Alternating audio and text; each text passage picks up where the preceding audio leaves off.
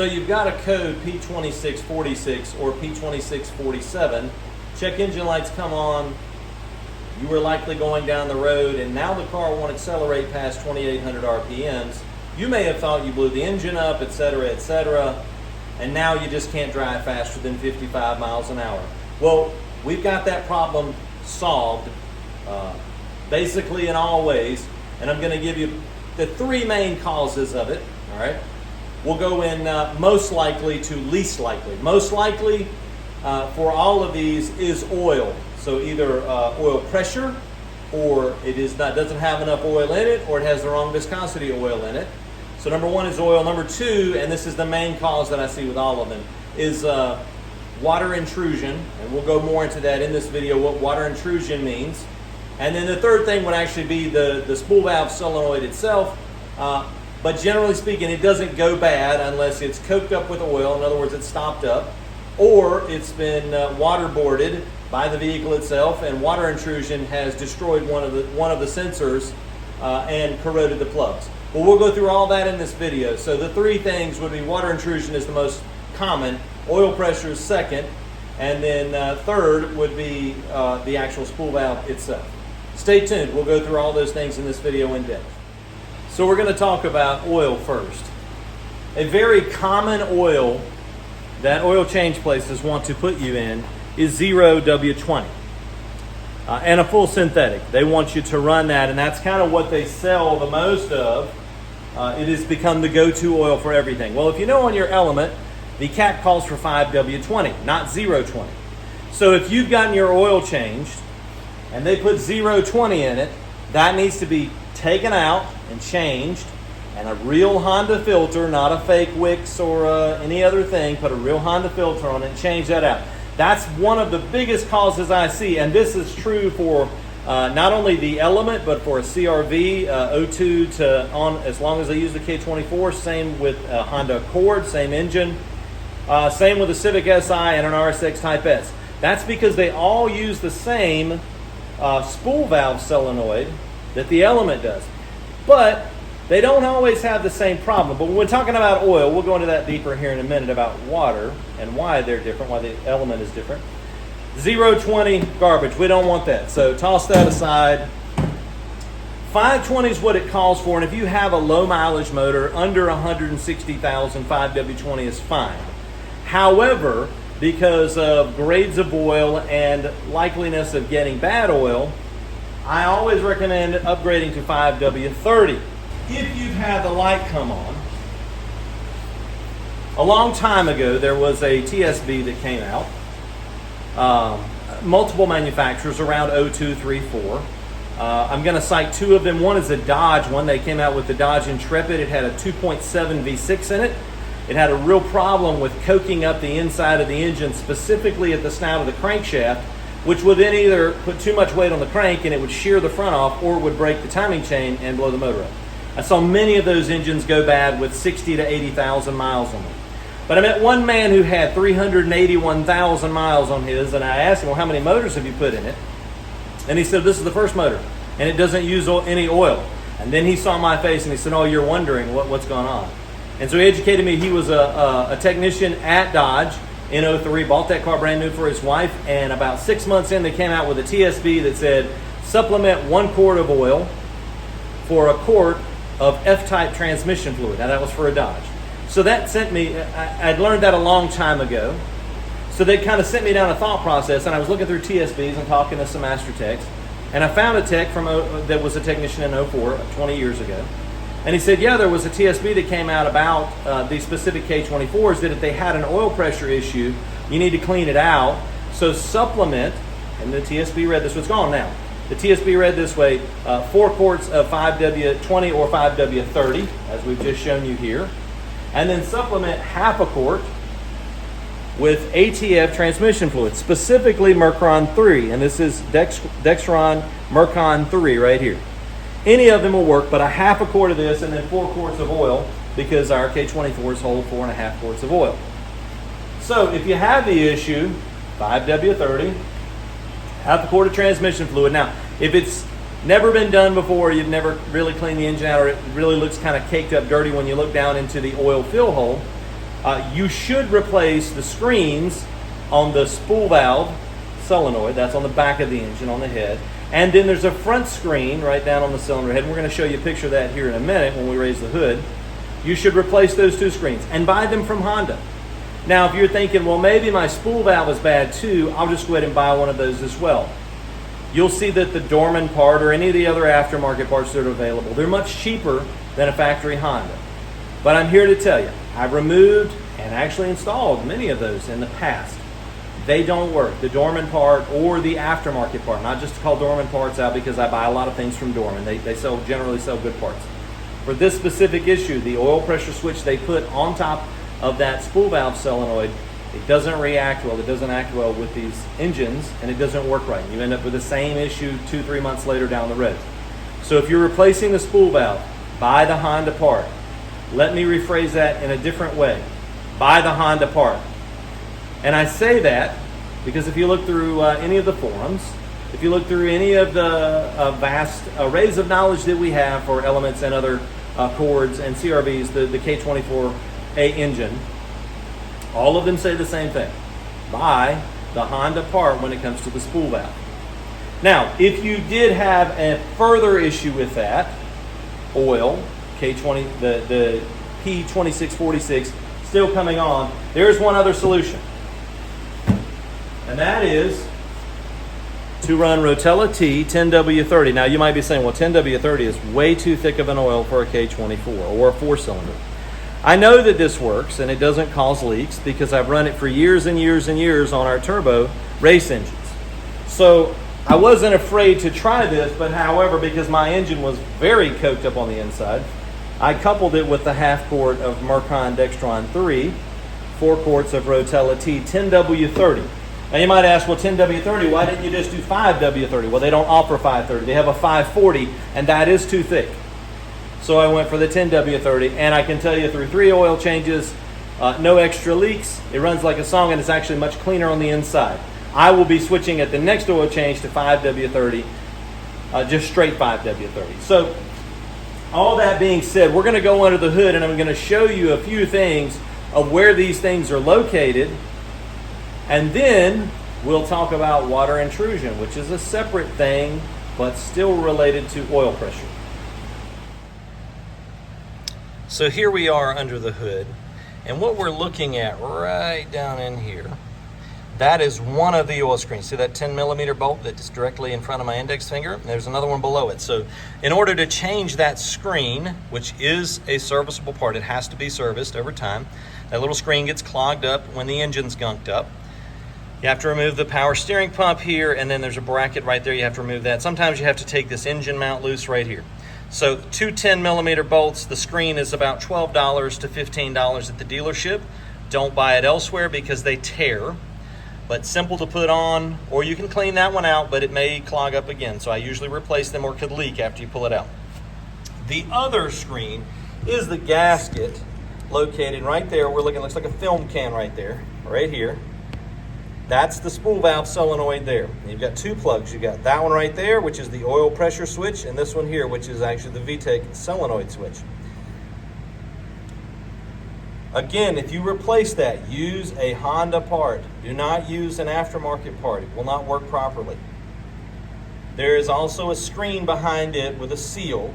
If you pull it off, it's 3 10mm bolts, and that screen also, buy it at Honda. Don't cheap out because they will tear and you'll have an oil leak back here. So the oil pressure switch is located right here. And on the aftermarket ones, they're not calibrated properly. They don't read the proper amount of PSI for oil pressure. And that's how the VTEC solenoid actuates. The engine computer has to see 34 to 35 pounds of oil pressure at that switch, or it will not engage VTEC, and it sends the vehicle into limp mode, which means it won't rev past 2,800 RPMs, which is probably what you're dealing with if you're watching this video. So again, if you're dealing with P2646 in an Element, an Accord, a CRV, or any other K24 equipped engine, if you're dealing with that code, the first thing to do is check the oil level. If the oil level is good, change the oil and upgrade to 5W30 with a Honda filter.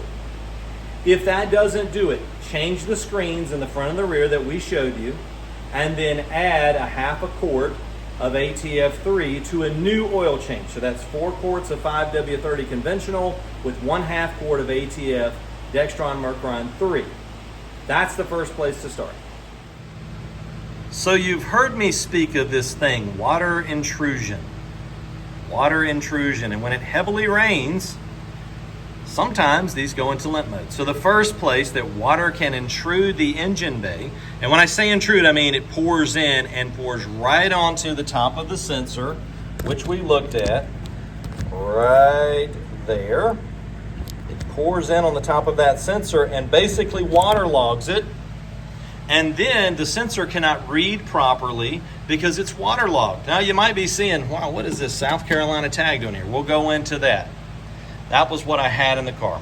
So what happens, 2 things can occur, more than 2 things. If you pressure wash your engine, you could definitely waterboard that sensor and it was all your fault. Most common things, however, are this right here, your washer nozzle. Now this one's been sealed so it doesn't leak anymore. But these are normally wobbly and you'll see a bunch of water contamination or a clean spot or something that looks like it's been wet and dried off. This needs to be sealed. I generally do them with Honda Bond on the inside and the outside, and then it seals. It doesn't wiggle anymore. No water can come in around that because this is directly over top of the sensor down below. Now the other thing, especially with this element, was this cowl seal right here. It was flat and mashed and you can actually see where the water came over it, ran down right here, and then dripped off of here. And guess what's right down there?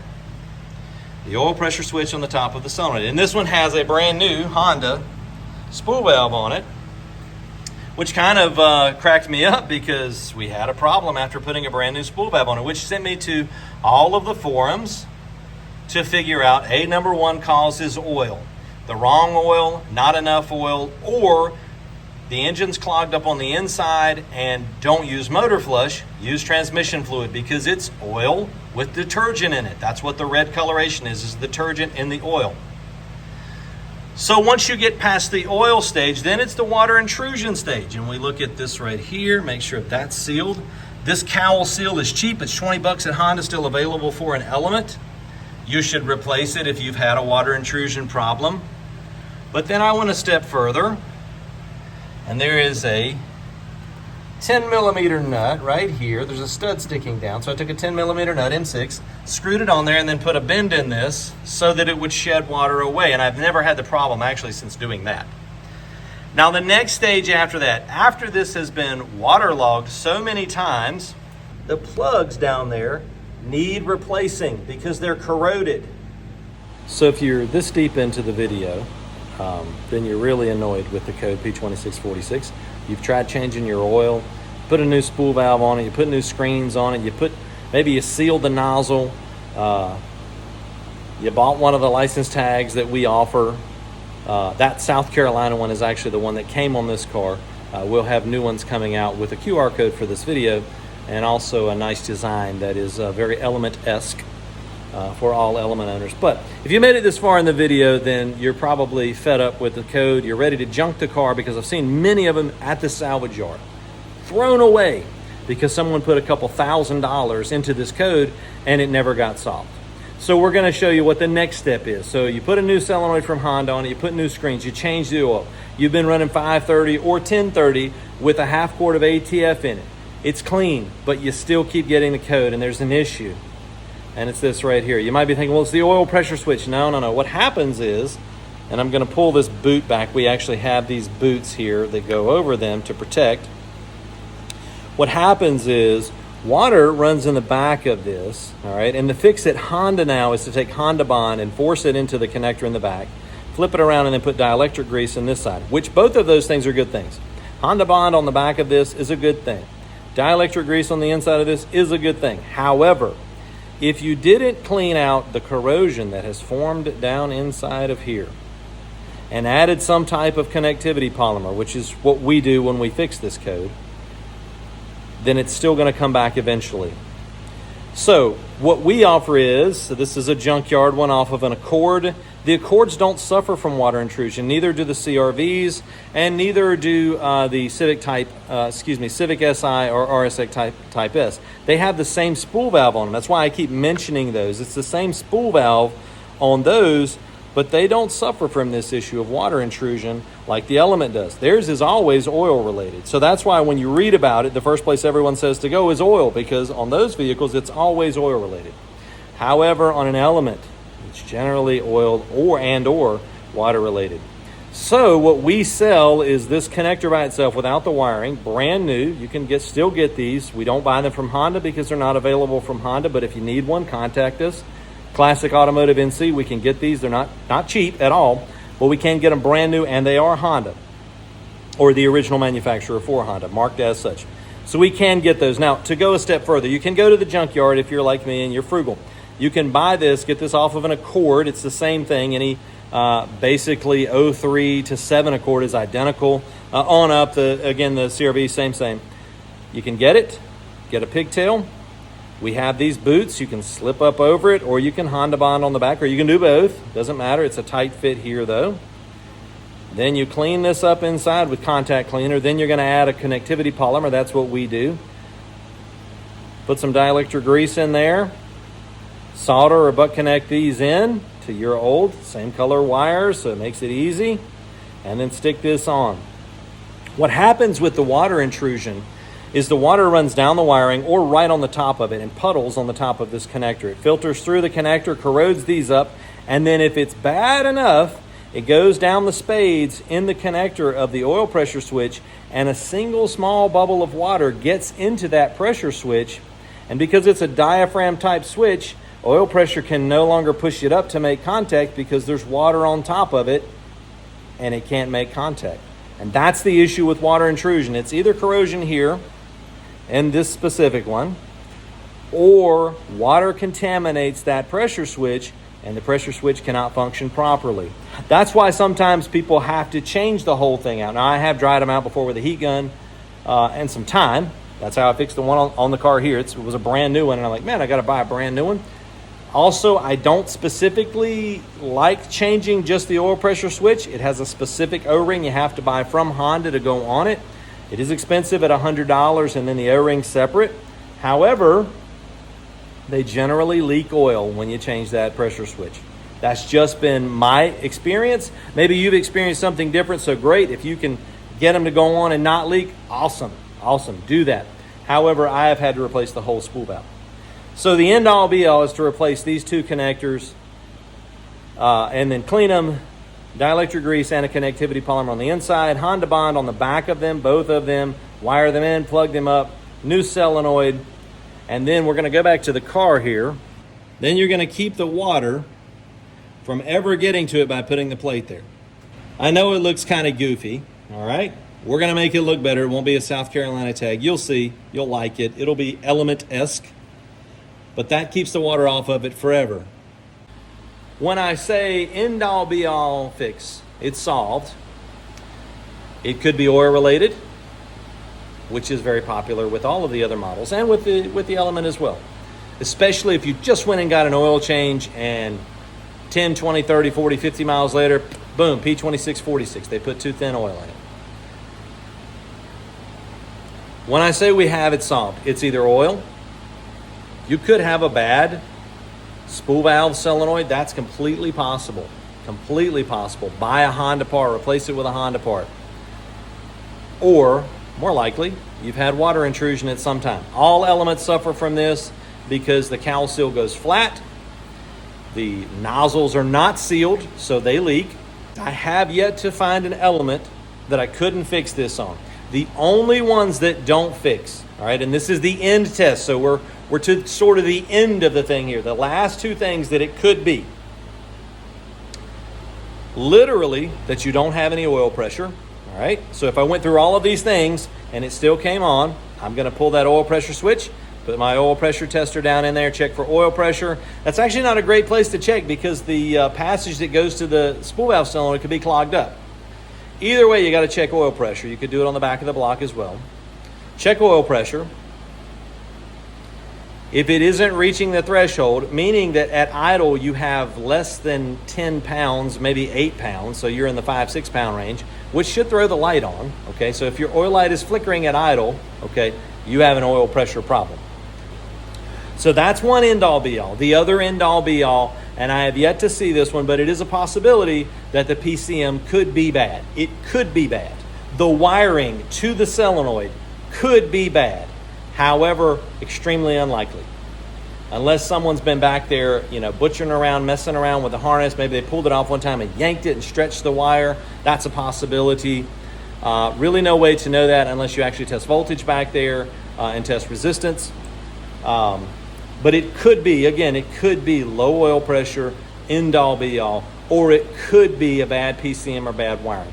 To review all of the things again, oil. Check your oil, make sure it's full. If it's not full, you won't have enough pressure, it won't engage, you go to limp mode. Change the oil. Maybe you haven't been changing oil. Use a Honda filter. You can use, as I showed you, O'Reilly 5W30, whatever, O'Reilly AutoZone, Advanced, Napa, it doesn't matter. CarQuest, it doesn't, Pet Boys, doesn't matter, all right? I guess Pet Boys doesn't sell parts anymore, do they? Just repair. Either way, the brand really doesn't matter on that. Conventional 5W30, and if you think it's dirty on the inside, a half quart of ATF3 supplemented for a half quart of engine oil. If you want to go the step further with Rotella and that, you get a few more detergents in there to clean everything out. Now, after you go through all of that with the oil, still have it, you could check oil pressure at that point if you think that's what it is. I would suspect it's not oil pressure at that point. I would change the screens front and rear, and then I'm going to start, you need to do the water intrusion things anyway, because that's going to happen, and it will fry a good solenoid. It will fry a good oil pressure switch. So we go to the washer nozzle, we glue it up, we replace the cowl seal, because I can still get that from Honda, 20, 25 bucks, whatever it is in your area, or you can get it through us. We can get those. The plate to create a little watershed, because the thing is, again, the Accord, same spool valve. CRV, same spool valve. Civic Si, same spool valve. RSX Type S, same spool valve, but they don't deal with the same issue that the Element does, because they sit under the cowl versus an Element sits out from the cowl and water falls right over the cowl right down onto this solenoid.